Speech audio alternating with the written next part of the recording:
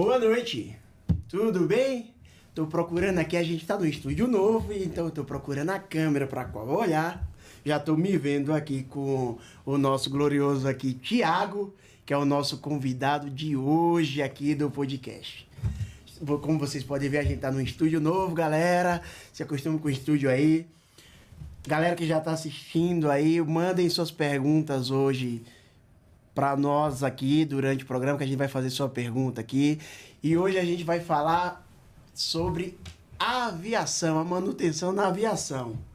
E para isso, a gente está recebendo aqui honrosamente o Thiago, que é do Centro de Excelência da Azul. Da Azul Linhas Aéreas. Thiago, fala um pouquinho mais, se apresenta o pessoal que está em casa nos assistindo aí. É isso aí, Zé Marcos. Bom, primeiro agradecer o convite aqui. Muito obrigado pelo convite aqui. É muito bacana estar participando, né, aqui. E Zé Marcos, né, você sabe que a gente assiste bastante podcast. Eu costumo assistir bastante podcast no YouTube, né? E a primeira vez que está participando com toda essa estrutura, muito bacana, assim, parabéns, então, né? E não só pela estrutura, parabéns pela ideia também de promover essa discussão, né? Essa conversa, esse bate-papo, né? Contar um pouco a história, as experiências, trocar ideia, que é muito bacana, né? Fala um pouquinho de casa aí, Thiago. O que é que você faz lá na Azul, lá? O que é que o Thiago é responsável lá na Azul Linhas Aéreas aí? É isso aí. Do seu trabalho aí pra galera ir se familiarizando aí, você aí de casa que já assiste o nosso podcast aqui. Bom, antes, boa noite para todos, boa noite para você que está de casa aí. Mandar um beijo para os meus filhos, para a Isabela, para o Benício, um especial para minha esposa que está sempre me apoiando aí também. Bom, meu nome é Thiago Bittencourt, né? Eu trabalho na Azul Linhas Aéreas, né? Já estou há mais de 13 anos dentro da empresa, né? Mas já é uma jornada longa, eu estou ficando já velhinho já, Zé Marcos. Minha jornada começa ali há 20 anos, né? Atrás, em meados de 2000, ali na Varig Log, uma subdivisão da Varig, né, na época. E aí eu fui depois para Gol Linhas Aéreas, né, onde eu trabalhei ali por 2 anos. E hoje eu estou na Azul Linhas Aéreas, né, há mais de 13 anos dentro da Azul, como coordenador do Centro de Excelência, um departamento super importante hoje para a Azul, que dá todo o suporte para a área técnica, né, toda a parte de suporte de sistemas, do sistema de manutenção que a gente tem lá na Azul, que é o sistema Trax, e não só apoio, né, mas suporte, implementação, modificação, e também a gente tem um outro viés que é para implementação de projetos. A gente trabalha desde pequenos projetos, médio projetos e grandes projetos, né? Então, está sendo assim uma grande oportunidade de estar participando desse momento na Azul. Tem um cara aqui que mandou mensagem que eu acho que você conhece. E o público de casa também conhece. Devo conhecer. O Thiago é referência em manutenção de aviação. Cara, @condução extraeconômica. Você conhece esse cara? Quem será esse cara? Quem será esse cara, hein? Quem será esse cara? Nosso grande Luiz Pigoso. Pigoso, onde você esteja assistindo aí, um abraço. É um prazer imenso estar recebendo o Thiago aqui. Obrigado sempre pelo apoio. O livro do Pigoso, galera de casa, é maravilhoso. Sogro, um abraço aí. Abraço pro Pigoso aqui. Thiago, eu vou te falar, viu? Tinha uma galera ansiosa por entrar nesse canal aqui. Estamos agora já com 472 pessoas assistindo no ao vivo aqui. Mandem suas perguntas, que a gente vai fazendo aqui. Não garanto que a gente pergunte todas, mas uma ou outra a gente vai fazendo aqui, galera. Thiago, o que é que mais que fascina no setor da aviação? Primeiro, assim, antes de mais nada, eu sou um grande apaixonado pela aviação, né? No comecinho ali até fiz curso voltado a piloto de avião, né? Mas aí devido às circunstâncias acabei indo para outro caminho, indo para a área técnica, né? Então o que me fascina na aviação, cara, desde o cheiro do combustível ali, desde pequenininho, eu era fascinado, ia às vezes acompanhar meu pai no aeroporto, e aí eu ficava deslumbrado com o avião, queria fazer parte daquilo ali, queria entrar naquele mundo. E aí, depois de adulto, eu comecei a ver quais eram os caminhos para a gente seguir com esse caminho dentro da aviação, né? Mas, assim, o que me fascina, cara, a gente está praticamente dentro ali, todos os dias acompanhando na Azul, né? Hoje, principalmente quando a gente está no hangar, a gente tem os aviões ali todo dia e a gente sempre fala ali internamente, né, cara? A gente não se cansa de olhar para os aviões, né? É uma coisa inacreditável, assim, né? Uma coisa daquele tamanho, como é que pode ter tanta tecnologia, como é que ele pode voar uma coisa daquele tamanho, né? Com tanta segurança, né? Rapaz, eu ia fazer o comentário, Thiago, que subiu para 548, mas agora já tá 863 pessoas assistindo a gente. Caramba, que no bacana. ao vivo aí. Seu Instagram tá bombando lá? Deve estar. Divulgou muito, Thiago. Pois é, que bacana, 863 pessoas no ao vivo aí. Muito legal, bom. muito legal. Thiago, que competências você entende que um profissional precisa ter para se destacar assim no campo da aviação? Quais são as competências que vão fazer a diferença naquele profissional? Assim, principalmente se você for ir no mundo, no ramo de manutenção de linha, né? Aí você precisa de algumas licenças, né? Depende qual que é o caminho que você quer seguir, né? No mundo do aeronauta, no aeroviário, né? E dentro do aeroviário você tem alguns departamentos ali que você pode seguir, né? Mais ligado à parte administrativa, que você tem ali os times de planejamento de manutenção, de planejamento de materiais, né? Toda a parte de qualidade, engenharia, mas também tem a manutenção dos aviões. E aí dentro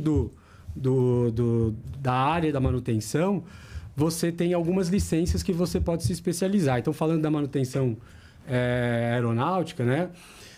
Você tem 3 carteiras hoje que você pode tirar, prestar a banca da ANAC e tirar, né? Basicamente são Célula Aviônica e GMP, que é o Grupo Motopropulsor.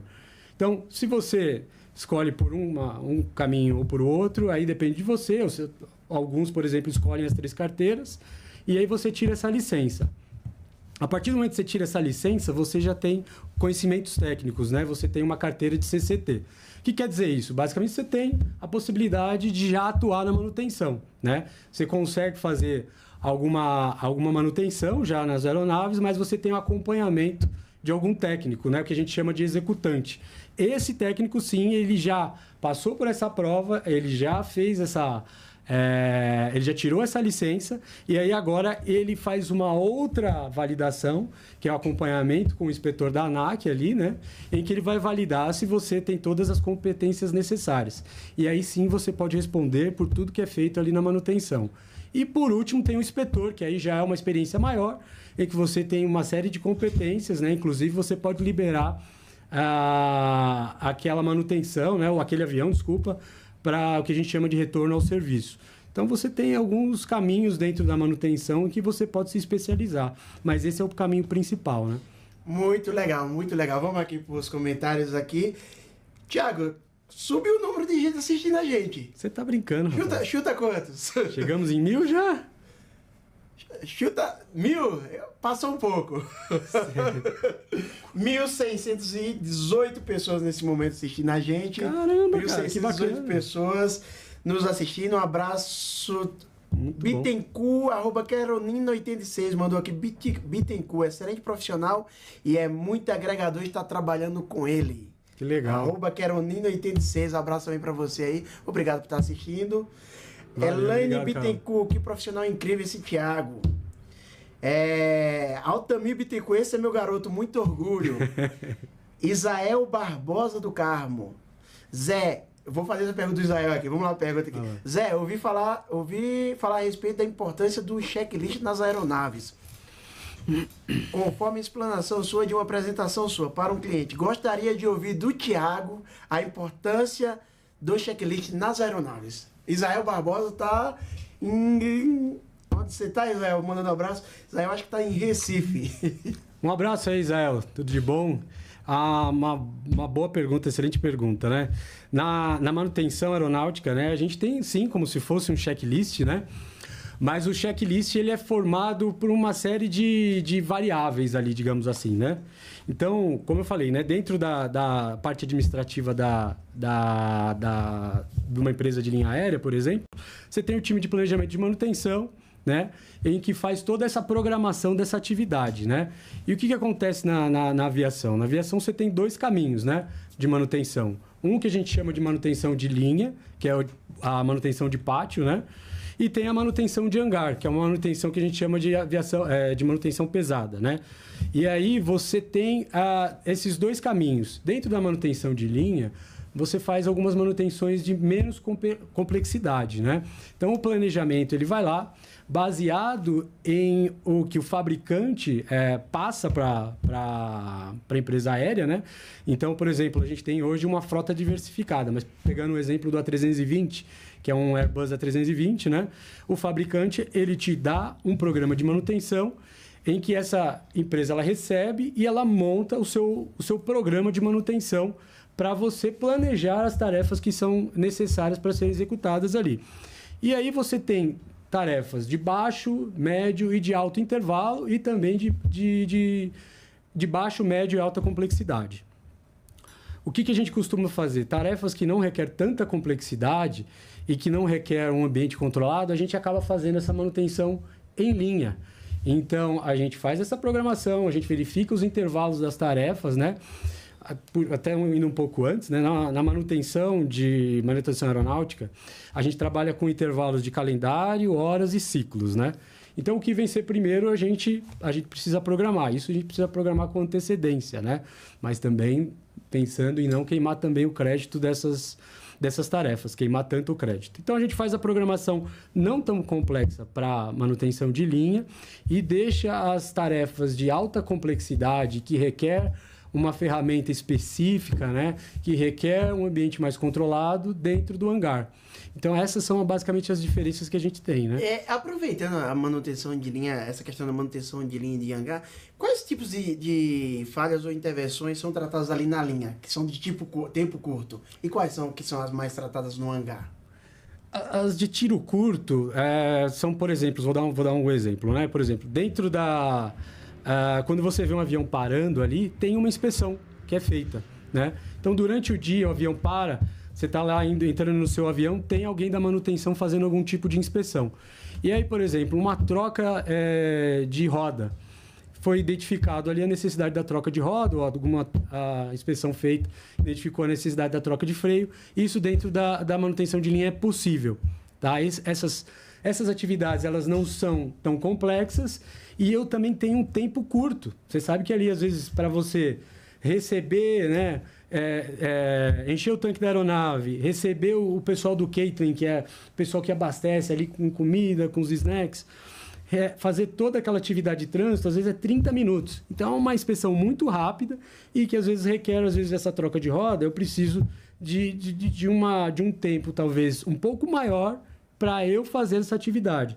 Então, são baixas complexidades, mas que eu consigo ainda atuar na linha, diferente do hangar. Muito bem, eu vou fazer uma pausa. Agora caiu, mas estávamos agora mesmo com 2.000 pessoas assistindo, 2.046 pessoas, caiu um pouco agora, voltou 2.046 aqui, voltou o pessoal, 2.000 pessoas, é a primeira vez que batemos 2.000 no ao vivo. Que bacana. A primeira vez que batemos 2.000 no ao vivo, chegamos perto na última, a última chegou em 1.850, mas agora 2.000 pessoas ao vivo, o pessoal de casa está assistindo a gente aí, 2.000 pessoas aqui, e o Dilton Dantas, lá de Salvador, na Bahia, falou: pergunta para o nosso entrevistado como ele pode contribuir com sugestão para nós que trabalhamos aqui no universo do caminhão. O que tem na manutenção de aviação que pode ser trazido para a manutenção aqui do transporte rodoviário? Muito boa pergunta também, né? Eu acho que tem um pouco de relação com o checklist, né? Que o Isiel tinha comentado. Eu acho que trabalhar com o checklist, mas também, aí eu acho que a gente tem um ponto legal para a gente falar, que são 3 tipos de manutenção que a gente trabalha na aviação, né? A preditiva, a preventiva e a corretiva. Então, a gente leva muito em conta esses 3 tipos de manutenção, porque é o que a gente fala na aviação. Avião no chão é um custo muito alto. Então, a gente tem uma margem muito pequena ali para programar, atuar e trabalhar de forma com alta performance para evitar que tenha um avião no chão, né? Vamos para a galera lá de casa decorar quais são os 3 tipos, Thiago? 3 tipos, vamos lá. Preditiva, preventiva e a corretiva. E a corretiva. Isso. Explica pra cá, pra galera de casa, o que é cada uma dessas manutenções aí. Boa. Vamos lá. Para você aí, motorista, instrutor, gestor que tá nos assistindo, né? Reforce esse compromisso com a sua empresa, que eu acho que um caminho aí é muito importante dentro dessa questão preditiva que eu vou falar. Principalmente, acho que a preditiva e a preventiva, né? Que é justamente você avaliar o comportamento dos seus componentes, das suas inspeções, quase que diariamente, né? É claro que não dá para se fazer manutenção todo dia, mas pelo menos você consegue fazer algum tipo de análise. E olhando para a preditiva, a gente tem um costume na aviação, eu acho que talvez até em algumas outras indústrias, de fazer a análise do tempo médio de falha dos componentes. O tal do MTFB, o MTBRU, acho que BRU é um outro nome que é dado também, que é basicamente identificar o tempo médio de falha desses componentes. Então, lá, o teu time lá, de engenharia da tua empresa, ele consegue, por exemplo, captar essas informações, extrair essas informações da telemetria, que eu acho que deve ter avançado da mesma forma na aviação, da mesma forma caminhão e ônibus. Você tem essas informações, tem essa tecnologia que deve estar bem avançada. Na aviação, a gente também tem alguns componentes que mandam essas informações em que a gente analisa esses dados. Então, o que nós fazemos? Identificamos o tempo médio de falha ao ponto que a gente consegue prever, né, por exemplo, que aquele componente ele vai falhar com 50 horas. E aí, em vez de eu trabalhar de forma corretiva, né, que eu não tenho planejamento, de repente eu preciso parar um ônibus e um caminhão, né, e isso é custo para a empresa, não tenho dúvidas que isso deve ser algum custo para a empresa, né?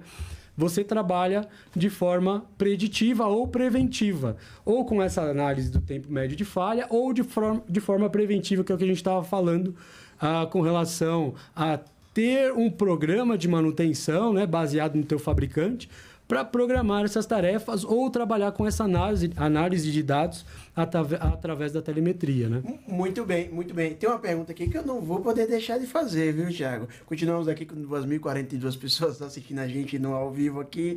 A Ana Paula Betim mandou: César Primo, forte abraço. E tem uma pergunta aqui que eu acho que está linkado com essa que a gente acabou de comentar, que é a do Pigoso. Não posso deixar de fazer essa pergunta. Boa.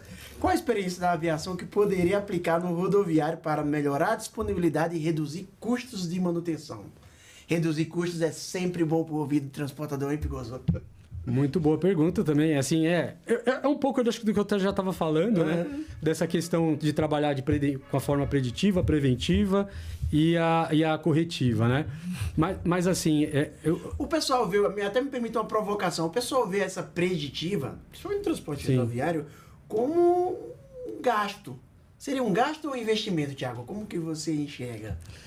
Eu não tenho dúvidas que você precisa trabalhar num processo para você minerar esses dados e isso requer, eu diria que acho que um custo, na verdade, se você já tem a tecnologia embarcada, o custo que você vai ter é com a sua mão de obra para você treinar e fazer análise dos dados. Mas eu não tenho dúvida que o benefício é muito maior do que você não trabalhar com essa informação. Então é um investimento. É um investimento, um baita do investimento.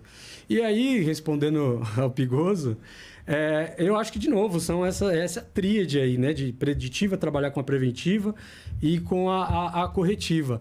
Mas eu acrescentaria, né? Aí, de novo no checklist, né? A gente tem algumas formas de a gente receber essas informações. Pegando de novo um gancho da aviação, né? Na aviação, a gente só não tem a informação vinda do fabricante ou, né, vindo talvez da manutenção. Mas a gente tem de diversos pontos, né? A gente tem do fabricante, mas a gente também tem do próprio piloto que voa a sua aeronave ali, aí fazendo um comparativo com o rodoviário, com o caminhão e com o ônibus. O motorista, eu diria que talvez teria essa responsabilidade de fazer esse acompanhamento e identificar quais são as panes que você identificou durante um trajeto, ou identificar o que ele tem ali dentro do caminhão, que eu teria que fazer algum tipo de avaliação. Isso acontece na aviação também.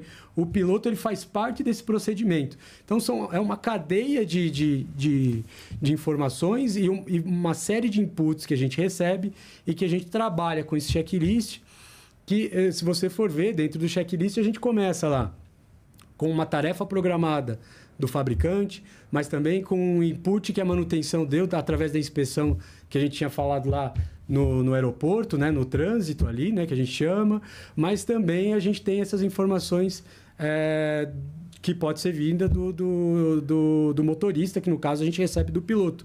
A gente coloca isso tudo dentro do checklist e a gente tenta otimizar essas informações para que a gente evite de novo a parada inesperada, por exemplo, de um avião, que a gente chama lá na aviação de AOG, aeronave no chão. Isso a gente não pode considerar algo natural. Então, assim, o AOG que a gente chama na aviação é algo que às vezes passou por uma cadeia de processos e se tornou inevitável a parada do avião. E como se decide prioridade quando o tema é crítico? Quem tem esse poder, essa determinação lá? Como se decide o que é prioridade para o avião que não pode parar? Boa. Então, assim, né? Acho que o primeiro ponto para falar sobre prioridade, né? Pegar esse exemplo da manutenção ali de linha, que é a manutenção de aeroporto ali, né? No avião, no portão, esperando ali. E aí você tem a manutenção fazendo a sua inspeção. O que acontece muitas vezes, né? A manutenção ela faz uma inspeção, verifica. Se identificou algum erro, algum problema, ela tem vamos dizer que ela tem uma bíblia que ampara essa manutenção que a gente chama de MEL. Traduzindo, é Minimum Equipment List, é uma lista de equipamentos mínimos. Então, a manutenção, ela vai lá, ela consulta esse livro e ela verifica, né? Porque na manutenção a gente divide em capítulos. Então, se ela identificou um problema no APU, ela vai no capítulo do APU e verifica lá se o problema que foi identificado é passível ou não de ser liberado. Muitas vezes aquele problema ele é passível de ser liberado. E aí você tem ali as indicações de quanto tempo que eu preciso para resolver aquele problema, né? Ou seja, eu coloco um intervalo para aquela manutenção, para que daqui 3, 5 ou 10 dias eu concluo aquele problema que foi identificado. Ou não, eu tenho uma identificação de um problema que a gente chama de no-go, que o avião não sai.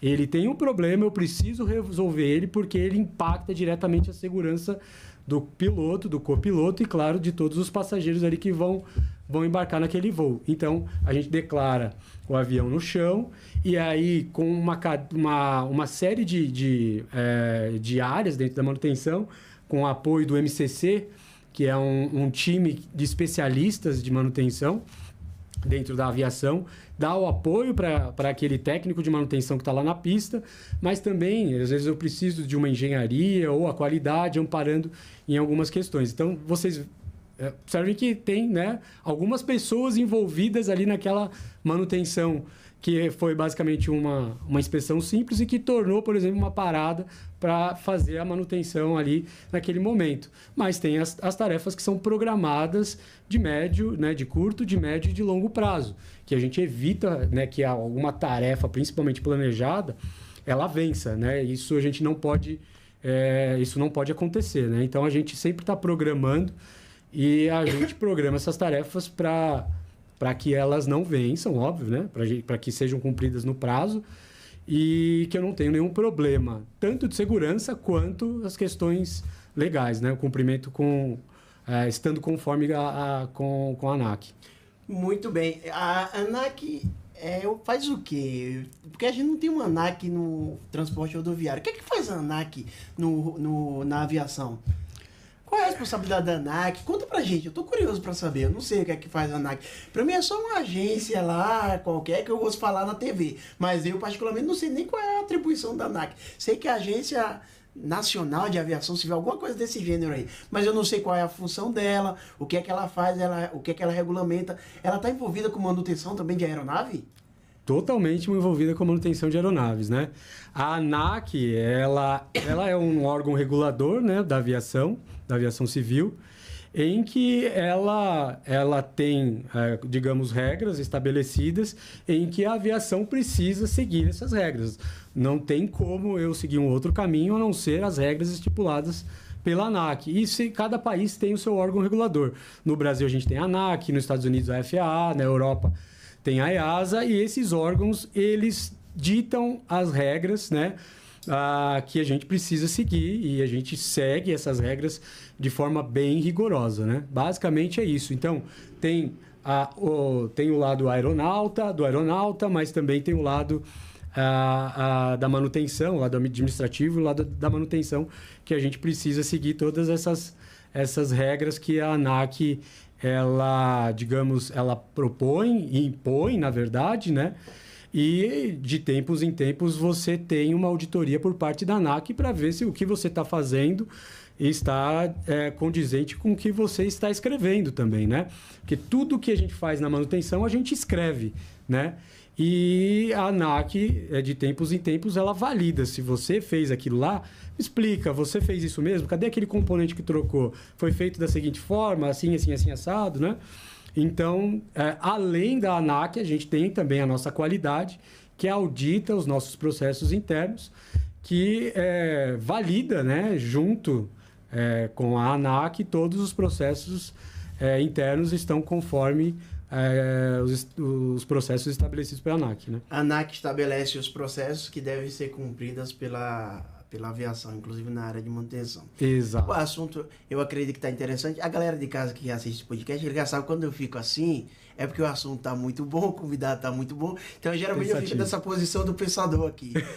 e o público está se mantendo, 2.000 pessoas nesse momento continuam assistindo a gente aqui. 2.000 pessoas nesse momento continuam assistindo a gente. Então eu acho que a galera de casa tá gostando. Estão gostando aí, galera? Quem tá gostando, manda joinha aqui no chat aqui. Conta Ganai aí, parabéns Bittencourt, dividindo conhecimentos aí. Muito bom. Tiago, você já viu situações, checklist culturalmente na aviação é mais respeitado, pelo menos eu vejo assim, mais respeitado do que no transporte rodoviário. Primeiro, por que o checklist é tão respeitado na cultura da aviação? E segundo, você já viu situações em que o checklist evitou um incidente? Não precisa nem ser um incidente grave? Eu acho que a gente não chega nesse ponto. É que tá. A gente não chega no ponto de que um checklist ele evitou um incidente. Na verdade, a gente está um passo antes. A gente usa o checklist para evitar algum incidente ou algum acidente. Alguma, né? Possibilidade de incidente. Exato, exato. E é uma série de fatores, né? A gente fala na aviação que, né, um incidente ou um acidente não é uma causa isolada ali, né? É uma série de fatores, como se fosse um queijo suíço. E às vezes quando o queijo suíço, quando esses buracos do queijo, eles se alinham, né? É quando causa algum incidente, algum acidente aéreo, né? Então não é basicamente um fato isolado, né? São uma cadeia de processos que levaram a algum tipo de incidente, né? Então eu diria de novo que assim, é claro que você tem uma cultura por trás disso tudo, né? Estabelecer o segmento do checklist, você ter esse acompanhamento de perto, né? Que os procedimentos que a gente estabelece ali, eles estão seguindo, mas nada disso acontece se a gente não tiver um órgão regulador, né? Pegando firme em cada procedimento, né? A gente sai fora de algum procedimento, a gente toma uma não conformidade ou dependendo desse problema, a gente toma uma multa e uma multa muito grave, dependendo da situação. Então, eu entendo que se você tem esse órgão regulador sempre olhando para os processos e dentro da empresa aérea a gente tem uma qualidade que está sempre validando essas atividades, né? A cultura, né? Você virar essa chavinha para ter o checklist sendo implementado, né? Ter o controle de rastreabilidade dos componentes, ter o controle do que foi executado, se torna mais fácil, né? Então, ter alguém olhando e ter alguém, de certa forma, identificando algum problema e você precisa ter uma punição para essas questões, você tem um grande motivador, né? Eu digo de forma punitiva, mas é que você tem um certo rigor dentro da aviação, porque é o que a gente está até falando aqui no off antes, né? No céu, a gente não tem o guarda-reio ali, que se der algum problema, a gente puxa o freio de mão, para ali e vamos resolver, né? A gente precisa certificar que tudo que a gente esteja fazendo na aviação, na manutenção, esteja conforme os manuais, né? Por falar em manutenção, em aviação, não tem gosto de... Tem PCM na aviação? Tem. Tem PCM? Temos sim. Na aviação a gente tem o planejamento de manutenção, tem o planejamento de materiais também, né? Mas o que acontece? A primeira coisa é assim, né? A gente recebe esses inputs que a gente tinha falado, né? De fabricante, do próprio piloto, da manutenção. Mas a gente tem... o que acontece, né? A gente tem uma série de fatores que ajudam a gente a efetuar essas questões. Mas o ponto principal, eu diria que, assim... eu queria acabar explicando uma coisa, eu acabei me lembrando de outra situação, né? Você tem alguns fatores dentro dessa programação, mas que de fato você necessita de alguns inputs para você programar essas tarefas. Começando com o planejamento e depois indo para o PCM, que na manutenção tem o PCP, a gente chama de PCP. Do planejamento, ele faz a primeira programação de manutenção. Então, ele estipula curto, a médio e longo prazo as tarefas. E o PCP, ela recebe essa informação e começa a trabalhar no dia com a manutenção, né? Então, por exemplo, no hangar, eu tenho um tipo de programação que eu vou a um nível de detalhe muito maior. Então, o PCP, além de ele já receber essa programação, né? O planejamento, ele faz a programação da parada daquele pacote de manutenção. Mas o PCP, ele vai num nível de detalhe. Ele faz a programação estabelecida para cada dia. Então, o PCP, ele atua mais no heavy check, tá, Zé Marcos? Essa é a diferença. A gente está, na verdade, reimplementando um PCM para Campinas, onde é o nosso maior hub, que requer um PCM. Mas a atuação do PCP ali é mais forte na manutenção, no heavy check, aonde ele trabalha com marcos, né, com milestones, que a gente chama, né? Você tem pontos ali dentro da manutenção em que eu bloco algumas atividades que eu preciso fazer em um determinado momento. Então, por exemplo, o PCP ele tem que programar quando eu vou abrir os painéis de acesso. O avião, não sei se vocês já perceberam, tem várias janelinhas ali em que eu preciso abrir aqueles painéis de acesso para fazer algum tipo de inspeção. Então, o PCM... ele vai nesse nível de detalhe. Ele precisa programar, que vai começar esse tipo de programação do primeiro ao terceiro dia, depois do terceiro ao quinto dia, outro tipo de pacote de tarefas, até chegar no último dia de programação. Além das tarefas programadas, tem as corretivas também. A gente, às vezes, trabalha com, às vezes, o dobro de tarefas corretivas do que programada. Então, a gente faz as programações, a manutenção vai lá e inspeciona e identifica uma corretiva. O PCP vai e avalia, junto com a manutenção, com o líder, quando que eu devo programar aquela manutenção corretiva. Então, o papel do PCM é basicamente esse. Ele vai um pouco mais no nível de detalhe, trabalhando com esses marcos do projeto, que a gente chama, né? Colocando pacotes, identificando quando vai ser o melhor momento para eu executar aquela tarefa e eu ter um nível de um olhar geral para identificar a minha capacidade de mão de obra, que é importante também eu saber. O PCP, ele consegue avaliar qual que é a sua capacidade de mão de obra para distribuir aquelas tarefas, né? Como a gente tinha falado lá, né? Célula, aviônica e GMP. Como é que eu vou programar uma tarefa que, de repente, no primeiro ao quarto dia, eu vou estourar a minha quantidade de tarefas programadas para o cara de aviônica, né? Para o técnico de aviônica. Então, o PCP tem esse olhar mais geral e ele consegue avaliar também essa capacidade de mão de obra e fazer essa distribuição de mão de obra baseada na especialidade dos técnicos também. Olha só que maravilhoso aqui, eu estou aprendendo muito aqui, Thiago.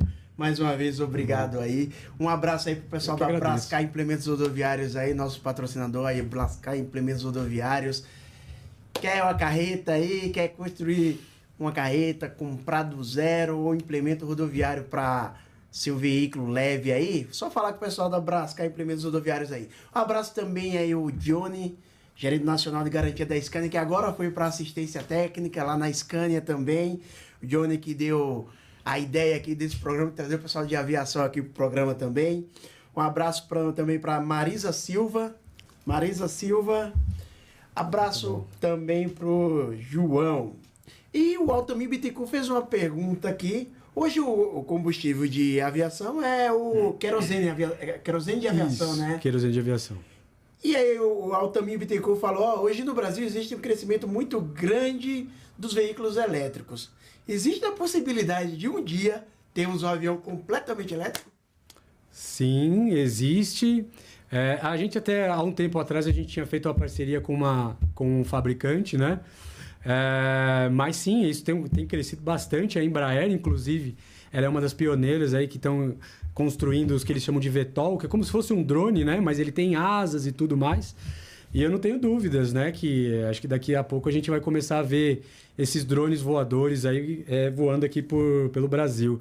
É claro que requer uma série de questões, né? De você...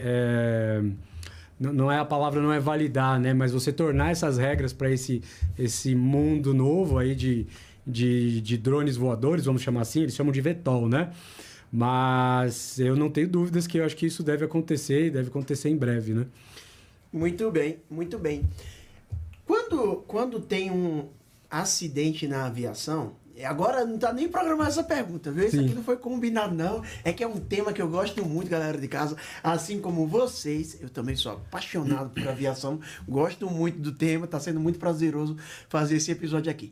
Quando tem um acidente na aviação, existe uma investigação rigorosa. Exato. Tem um órgão que investiga, que me fugiu o nome agora, Thiago. CENIPA. CENIPA, Centro de Investigações E prevenções de Acidentes. de acidentes aeronáuticos. O CENIPA faz a investigação.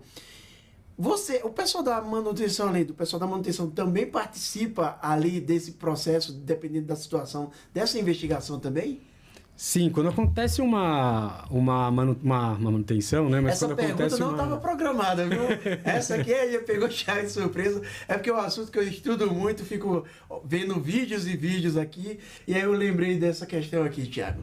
Sim, quando acontece um incidente, principalmente um acidente aéreo, que é muito mais grave, todas as pessoas que participaram ou que têm algum envolvimento, né? Seja a manutenção, seja quem programou, que tem algum tipo de envolvimento, ele participa desse tipo de investigação, ele tem que contribuir com essa investigação, com fatos e dados do que foi feito. Então, de novo, desde lá de quem que programou, identificar o que foi programado, quais são as documentações que foram assinadas, qual foi o componente que foi trocado nos últimos X dias. Então, envolve uma série de pessoas e a investigação, sim, precisa das pessoas que foram envolvidas aí, digamos, nos últimos dias que fez parte de alguma forma daquela aeronave.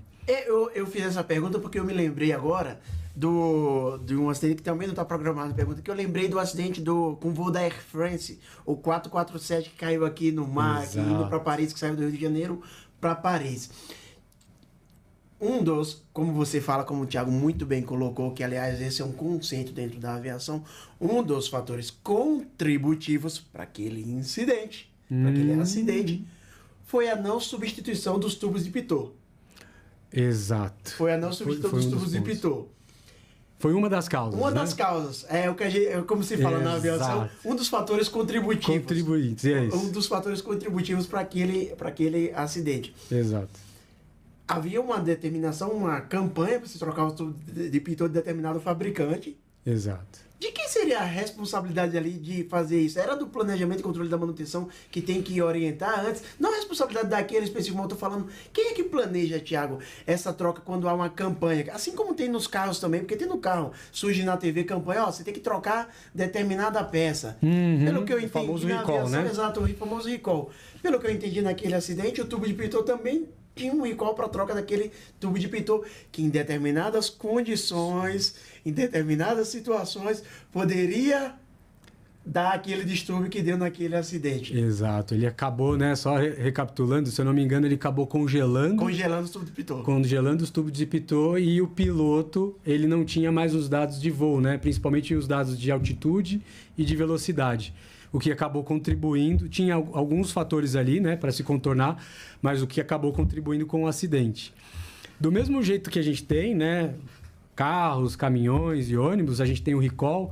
Na aviação, a gente também tem um recall. Na aviação, a gente chama de AD, que traduzindo AD é diretrizes de aeronavegação, diretrizes de aeronavegabilidade.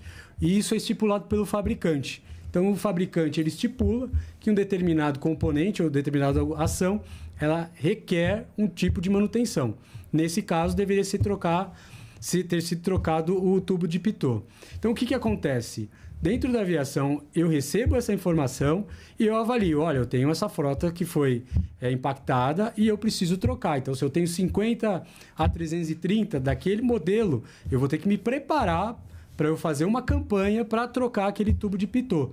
Então, o planejamento recebe esse input, no caso do fabricante, dessa AD, ele coloca dentro do checklist. Então, eu imagino que se tem o seguinte, eu estou programando o meu checklist não só pensando naquela AD, mas em todas aquelas tarefas lá do programa de manutenção, daqueles inputs da manutenção, do próprio piloto, e aí eu aproveito a conveniência ali de implementar também essa programação do fabricante, que é essa AD. Então, eu vou lá e faço uma campanha, porque a campanha também exige um prazo para eu cumprir, e eu faço a manutenção naquela frota específica para eu não ter nenhum tipo de problema, né?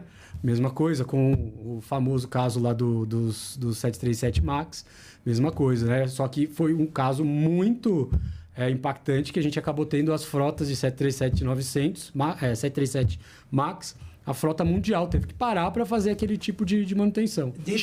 Pessoal de casa, vocês vão ver como eu estudo o assunto. Era o MCAS. Exato. Era o MCAS. É isso aí. Eu não ia lembrar, você lembrou? Era o MCAS lá. Que era a discussão dos pilotos era sobre o excesso de autonomia, o excesso, aliás, da autonomia dos aviões lá. Exato. A autonomia dos aviões, que eles perderam a autonomia, os aviões se pilotavam praticamente sozinhos. Isso.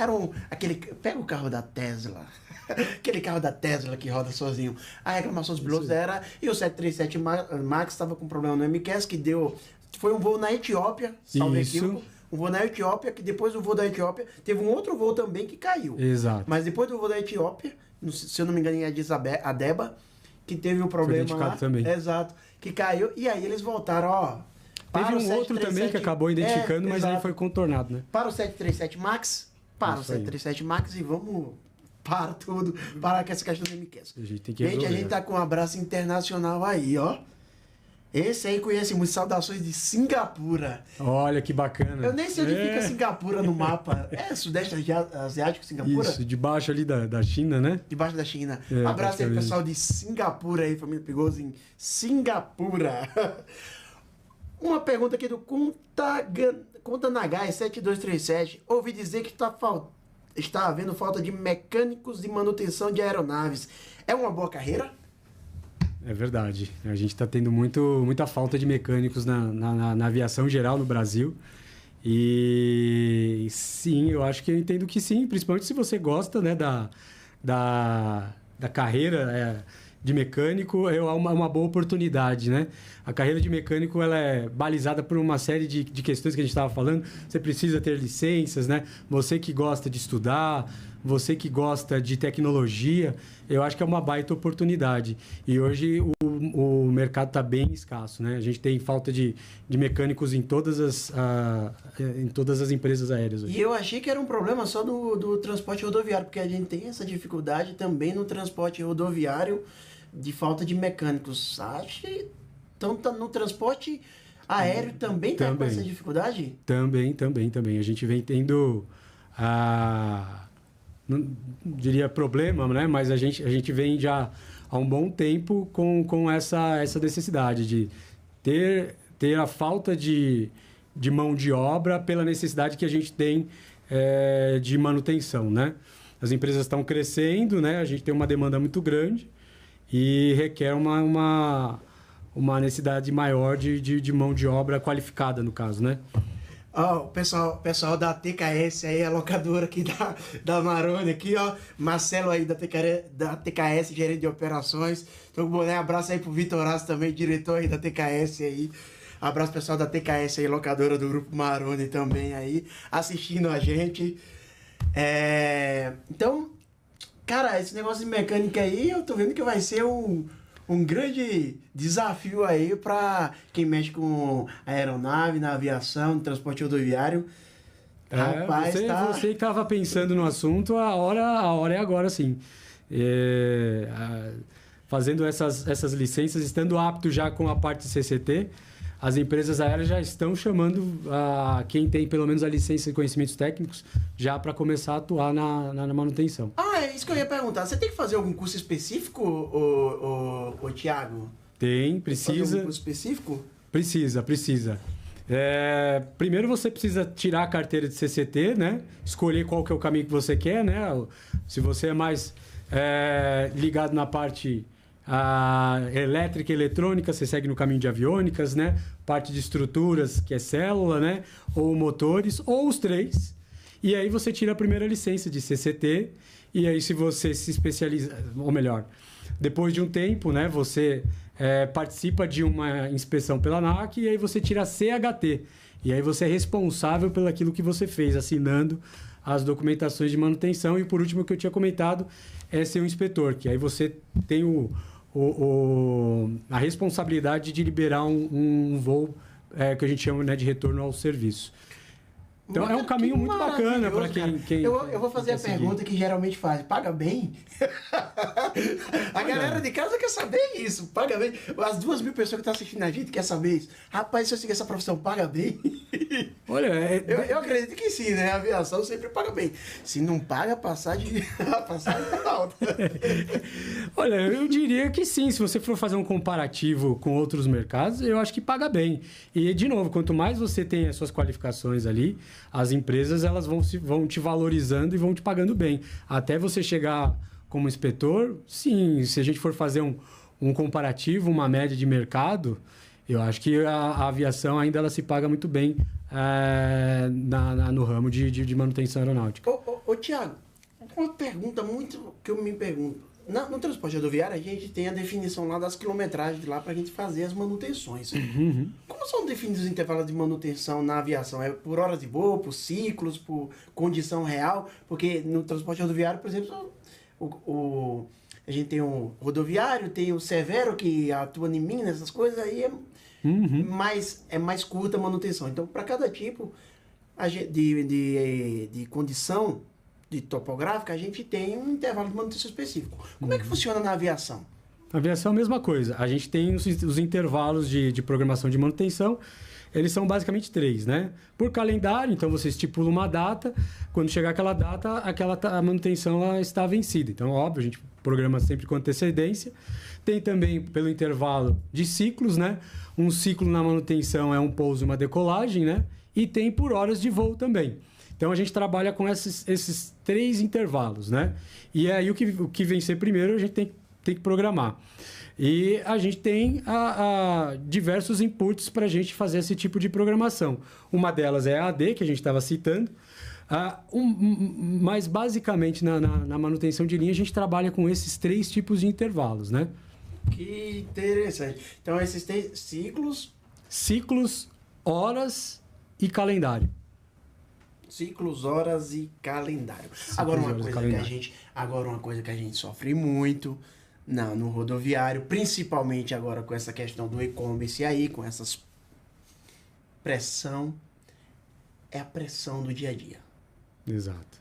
Eu imagino que na aviação também tem essa pressão operacional ali para, o avião no chão aí, como é que é a sigla lá? É AOG? AOG. Custa isso, hein? Custa alto. O pessoal o time da mecânica tem que liberar. Como lidar com essas pressões operacionais sem comprometer decisões críticas? Muito bom. É aquilo que eu falei, né? O custo do avião parado, né, sem voar, ele é muito alto. Então, a gente tem que estar com as decisões muito bem alinhadas para que qualquer eventual programação de manutenção ela seja cumprida no prazo.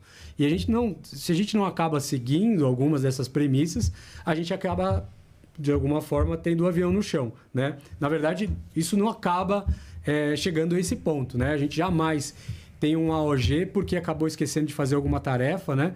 Mas a gente tem mais um AOG por algumas condições, né? A gente avalia algum tipo de inspeção e identificou alguma falha que não estava dentro do nosso radar, o avião vai ter que parar e a gente vai ter que fazer a manutenção.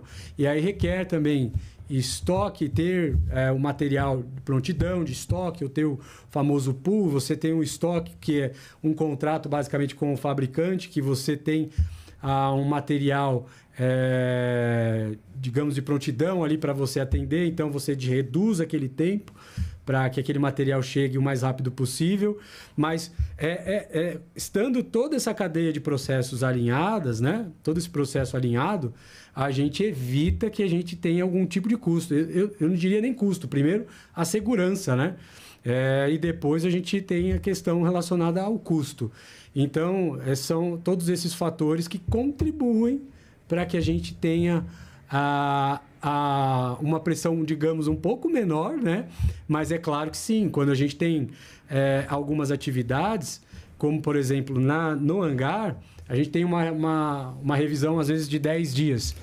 A gente precisa cumprir com aqueles 10 dias. Então, para que a gente evite algum tipo de pressão, a gente precisa estar alinhado com o planejamento de materiais, né?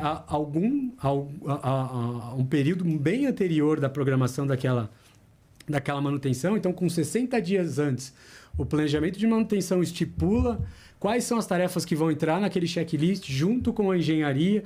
A engenharia avalia se tem um boletim de serviço que precisa ser implementado, né?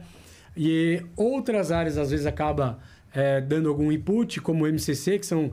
O MCC é uma área de especialistas de manutenção e que identifica, às vezes, que é necessário uma tarefa que foi ali, por exemplo, como a gente disse, né? Durante o trânsito foi inspecionado e identificou um problema, mas ele não precisou ser feito naquele momento. Mas eu preciso fazer em algum momento. Aquela manutenção vem para o hangar e aí eu começo a programar todas essas atividades, lembrando de novo da capacidade de mão de obra que eu tenho, né? E eu faço com que aquele tempo seja cumprido durante aqueles 10 dias, para que eu evite algum tipo de pressão. Mas é claro que às vezes a gente tem uma pressão no AOG, sim, eu não vou mentir. A pressão ela está muito mais ligada ao tempo que eu tenho de resolução.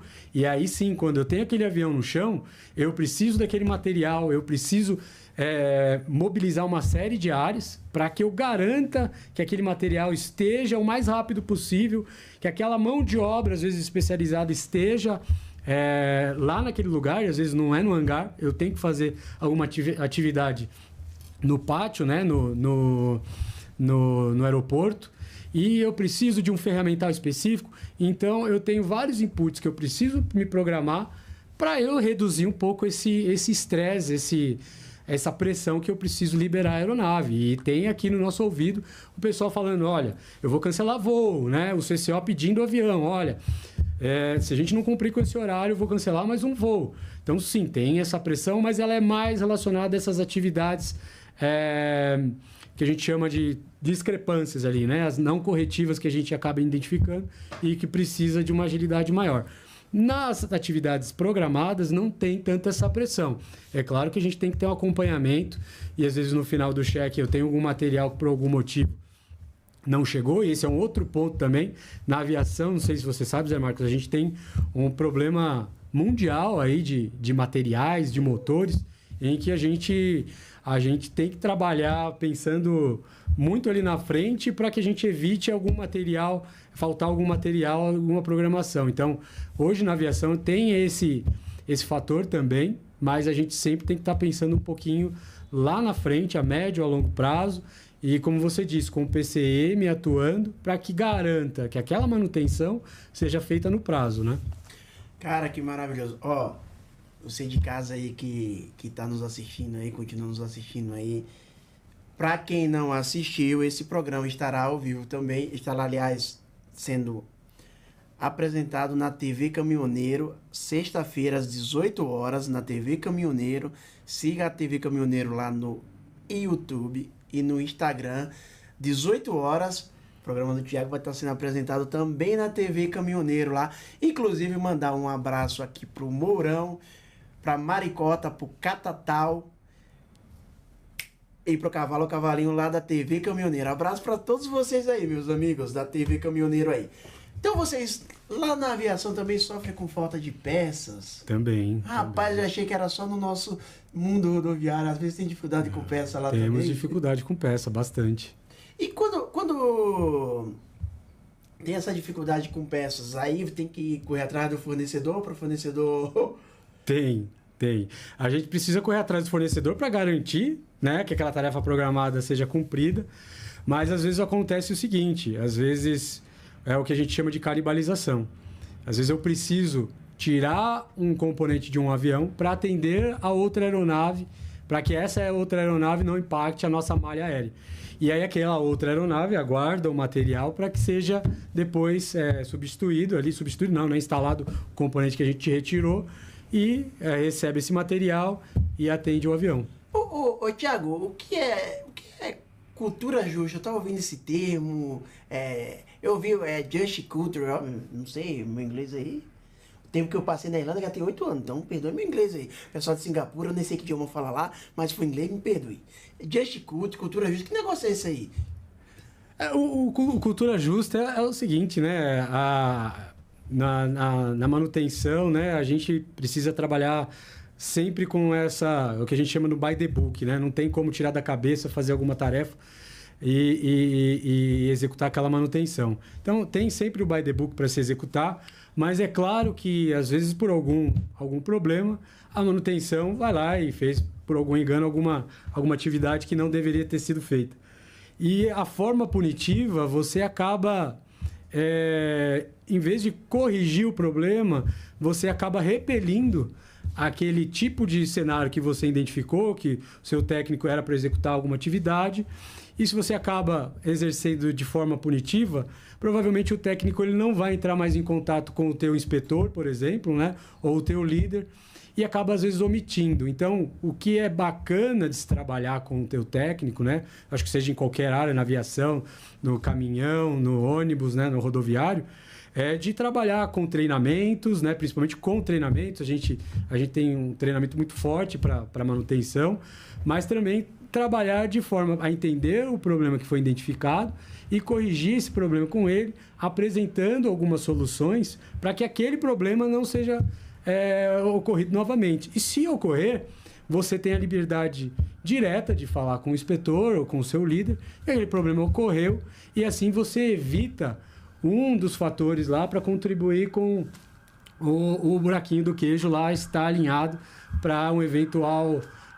para que aconteça um eventual incidente ou acidente, né? Então, essa forma de você não punir acaba se tornando uma forma de que você tenha uma comunicação aberta com a área técnica e consiga entender o que ocasionou ali no momento de alguma falha, de algum procedimento que não foi cumprido conforme o manual, por exemplo, e que o técnico ele entenda quais são as ferramentas que ele tem, né? Além da tua liderança, né?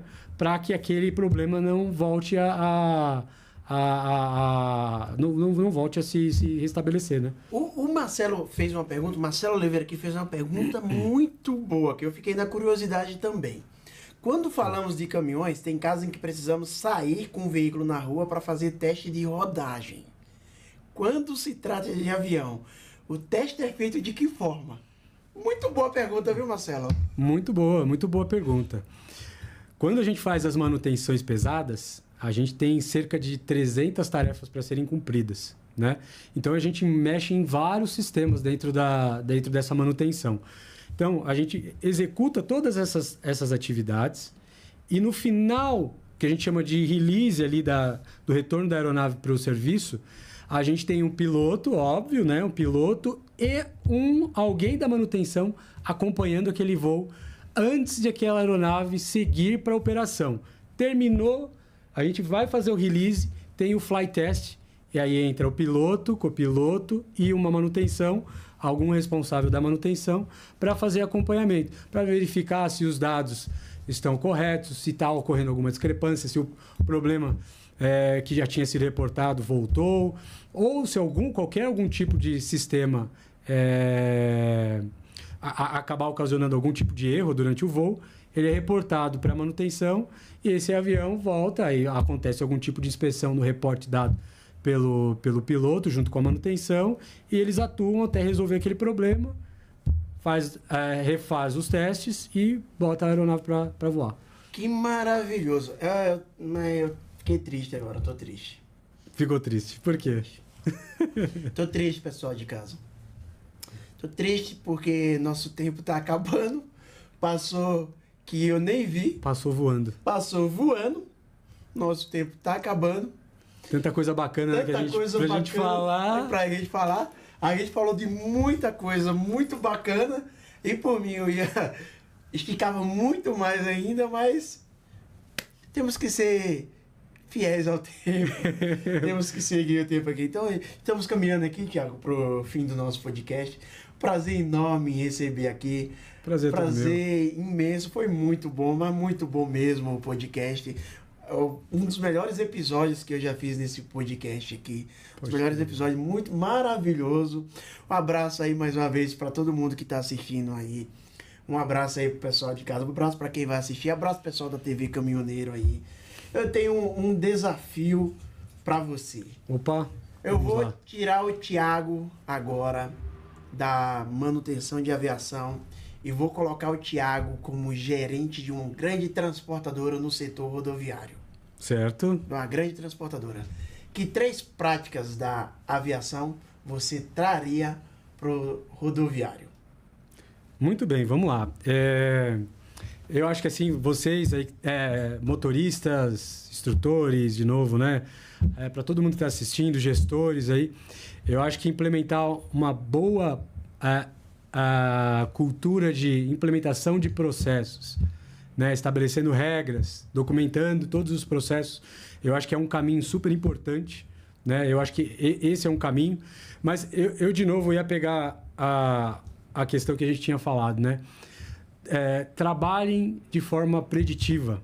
Eu acho que isso é lucro na veia que vocês vão conseguir ter.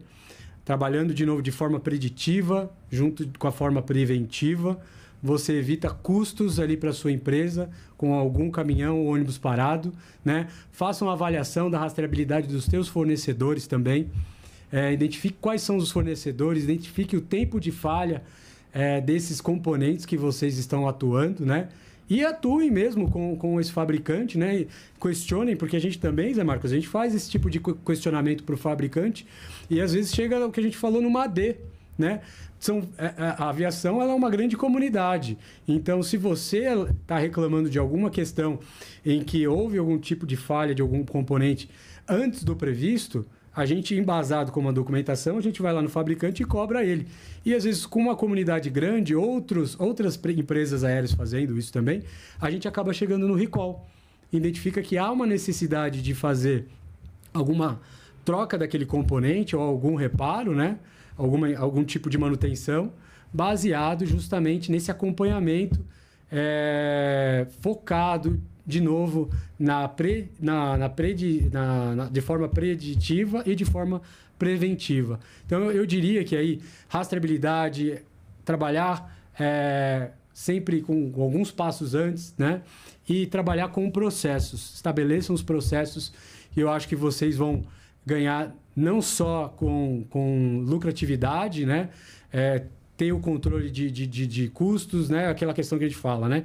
Quem não mede não gerencia e quem não gerencia acaba perdendo a gestão dos custos, né?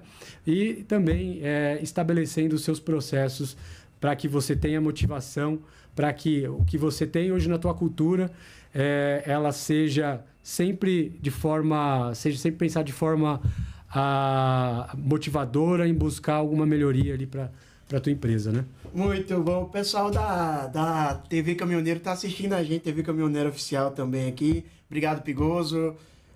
Trazendo novidade para o setor. Obrigado, Pigoso, mais uma vez aí pela indicação, pelo apoio de sempre aí.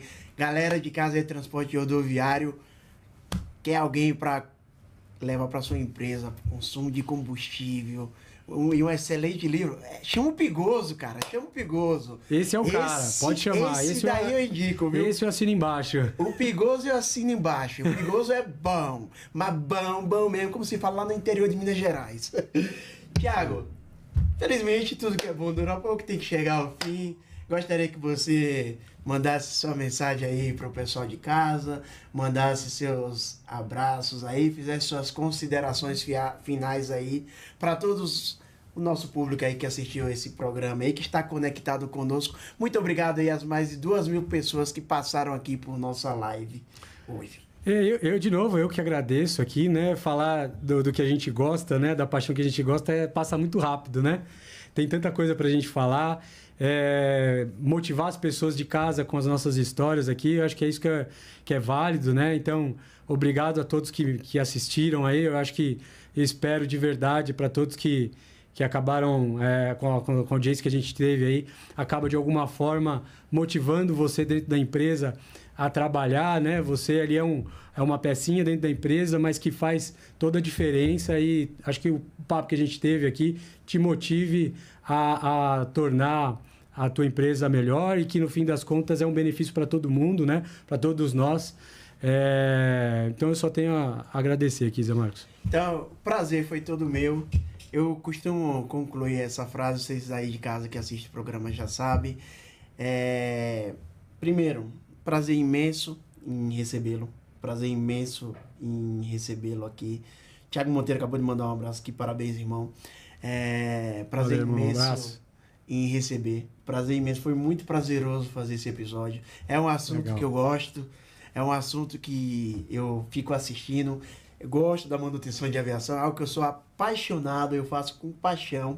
E esse espaço aqui é exatamente para isso, é um espaço de voz criado para dar voz às vozes da manutenção. E eu costumo sempre terminar falando o seguinte, uma frase do nosso inesquecível Guimarães Rosa. É junto dos bons que a gente fica melhor. E hoje eu tava junto do bom, viu? Bom mesmo. Valeu, Thiago. Valeu, Zé Marcos. Forte abraço pessoal de casa.